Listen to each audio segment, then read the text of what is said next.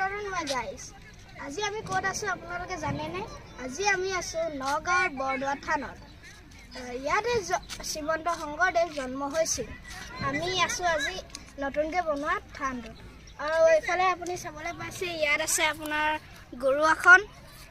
এইফালে আপুনি চাবলৈ পাইছে তাল। তাৰপিছত এইফালে আছে আপোনাৰ ফুল।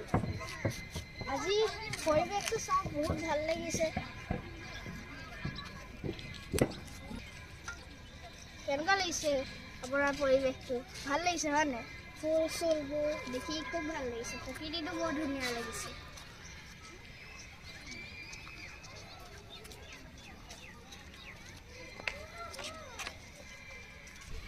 নগাঁৱৰ পৰা আপোনাৰ যদি আপোনালোক আহে তেতিয়াহ'লে ইমানো দূৰ নহয়, 20 বা 25 কিলোমিটাৰ লাগিব।